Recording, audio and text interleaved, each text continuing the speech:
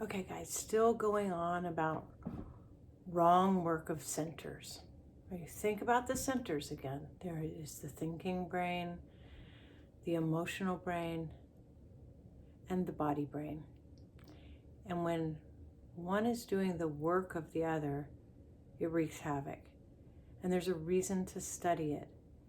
When we get deeper and deeper into our own mechanical, habitual patterns, and we begin to see how we habitually use wrong work of centers, it's going to be very, very helpful by bringing in the other centers into the situation so that we come to a place of clear and present observation that informs more about our inner workings from a perspective that's not possible from an analytical viewpoint or from a kind of an intuitive knowing or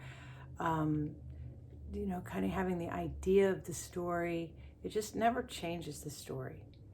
So today I'm going to try to stick to one wrong work of center, and that would be doing an artistic endeavor with the thinking.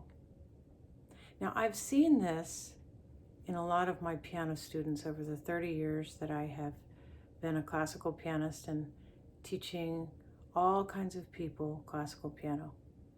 Some have a proclivity for feeling the music, for slowing down, for making things softer, from just doing the music from their feeling. They're using their body correctly by having the technical aspects of playing the piano. And their mind can keep track of what's going on. But I have had plenty of students who do not have a musical bone in their body. And so this becomes a painstaking process of teaching someone how to play musically.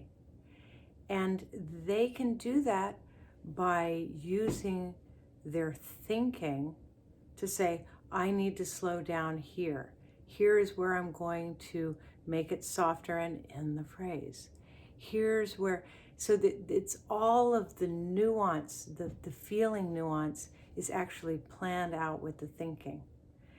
And sometimes that can come across okay, but more than usual, it comes across as a very sort of dry, mechanical way of playing with a little bit of musicality. It's just the difference between someone who can really play with their emotions, and they can like do a dance, and you can say, I'm going to move my arm like this, or I'm going to move my arm like this. There's feeling in the second way. So we can do very artful things very difficultly by doing them with our thinking. And we can write an essay very much using our logic instead of going with the flow of what comes next and speaking from our heart. We need both, really. But when the thinking is ruling an artistic endeavor, it always comes out sort of robotic or dry, or you think of a speaker who's really sticking to the script and can't feel in the moment what's needed. I need to have this inflection, or I need to do this, or because something's not working with the audience, for example. Someone who would be doing that with the thinking brain would just stick to the script verbatim, and it doesn't have that warmth and movement to it.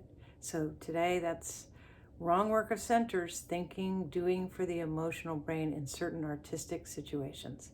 Okay, see you next time.